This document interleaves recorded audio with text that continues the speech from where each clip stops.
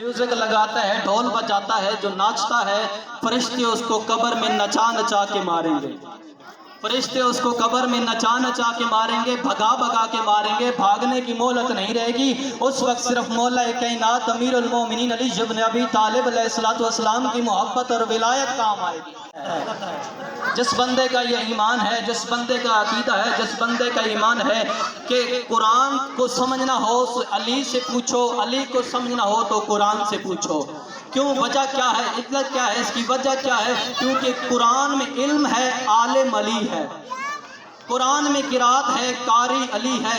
قرآن حاجت ہے، علی حاجت روا ہے۔ قرآن مشکل ہے، علی مشکل کشا ہے۔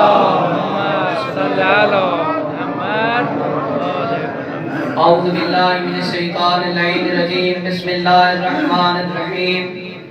الحمدللہ رب العالمین، الصلاۃ والسلام علی اشرف الانبیاء والمرسلین، خاتم لما سبق والفاتح لمن غلق، المعن للحق بالحق، ابی القاسم محمد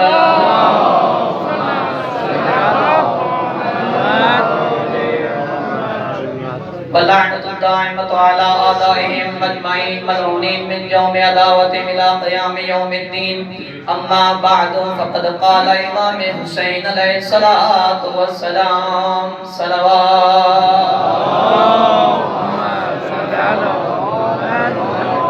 اللہم اشہد علی ہؤلاء القوم قد برز علیہم اشبہ الناس برسولک،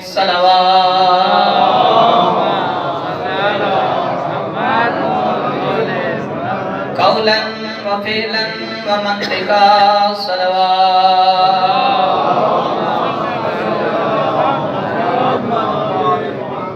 ایک بھائی جو بھائی بھی پڑھ گئے اس کی بھی تشریح کرتا ہوں میں، کیونکہ یہ منبر ہے، پاک منبر ہے، تشیع کا منبر ہے۔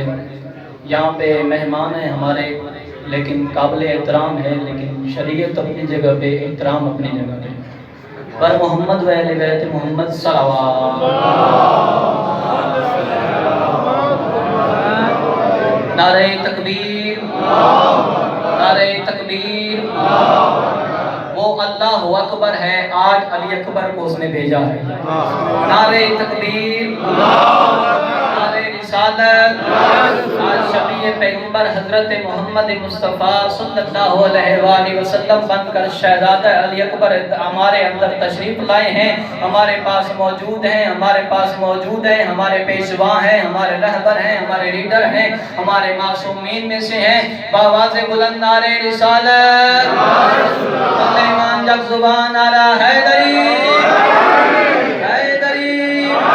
جس بندے کا ایمان ہے، جس بندے کا یقین ہے کہ اللہ وحدہ لا شریک ہے، اس کا کوئی شریک نہیں، اس کا کوئی ثانی نہیں، اس کا کوئی ہمسر نہیں، اس جیسا کوئی نہیں، ساری کائنات اسی کی محتاج ہے، وہ کسی کی محتاج نہیں، ساری کائنات اسی کی محتاج ہے۔